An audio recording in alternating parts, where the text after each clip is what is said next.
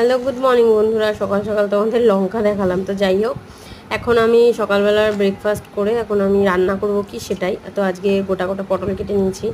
এই পটল পোস্তটা না আমরাও খুব ভালো খাই, আর সাথে আমার বাবাও খুব ভালো খায়। তো তার জন্য আজকে পটল পোস্ত করছি। উচ্ছে সেদ্ধ কালকে ভেজেছিলাম, প্রচুর তেল টানে, তো তার জন্য আজকে আর ভাজা নয়। আর ওদিকে আমার শশা কেটে নিয়েছি, আর এদিকে বাদাম আর পোস্ত, আর এর মধ্যে একটুখানি মানে 1 চামচ একটু সাদা সর্ষে দেবো। তো লঙ্কা টমেটো দিয়ে দিলাম, মাঝে মাঝে নুন হলুদ যেটা দেয় নর্মাল রান্নায়, সব রকম সব রান্নাই। তো তারপরে কড়াইটা তো বসিয়ে ফেলেছি, দেখতেই পাচ্ছ। এর মধ্যে কালো জিরা ফোড়ন দিয়ে আমি পুরো ঢেলে দেবো হচ্ছে আমার পটলটা। তো পটলটা ভালো করে লাল লাল করে ভাজা হবে, আর তারপরে আমি তো যা দেওয়ার দেবো। তো আগে পটলটা লাল লাল করে ভেজে ফেলি। তো পটলটা ভাজতে হলে একটু আস্তে করে ভাজতে হবে, যাতে করে নিচটা লাল লাল হয় আর পটলটা সেদ্ধ হয়ে যায়। তো আমি এরকমভাবে করি।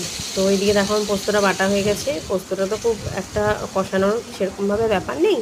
তো আমি জল দিয়ে সেদ্ধ বসিয়ে দিলাম একবারে, লাস্টে একটুখানি বসিয়ে তারপরে নামিয়ে দেবো। আর এদিকে আমার গরম লেগে গেছে প্রচুর পরিমাণে। তো তার জন্য আমি ফ্যানের তলায় এসে বসে রয়েছি। উপরে ফ্যান তো চালাতে পারবো না, কারণ গ্যাস চলছে, আর ওপরে ঘরে মেয়ে পড়ছে। তো তার জন্য আমি এখানে রেস্ট করছি আর এদিকে রান্না করছি। আর এদিকে দেখো আমার পটলটা পুরোপুরি হয়ে গেছে, এদিকে সেদ্ধ হয়ে গেছে, এদিকে সব কিছু একবারে হয়ে গেছে। তো চলো, লাস্টে একটু মিষ্টি দিয়েছিলাম, সেটা দেখো নিয়ে নিই। আর এটা হচ্ছে আমার জনির ভাত, আর এটা হচ্ছে আমাদের মসুরির ডাল, টমেটোর কাঁচা লঙ্কার কালো জিরা ফোড়ন দিয়ে। তো এই ছিল আজকে লাঞ্চ। তো কেমন লাগলো অবশ্যই বলো। তো চলো।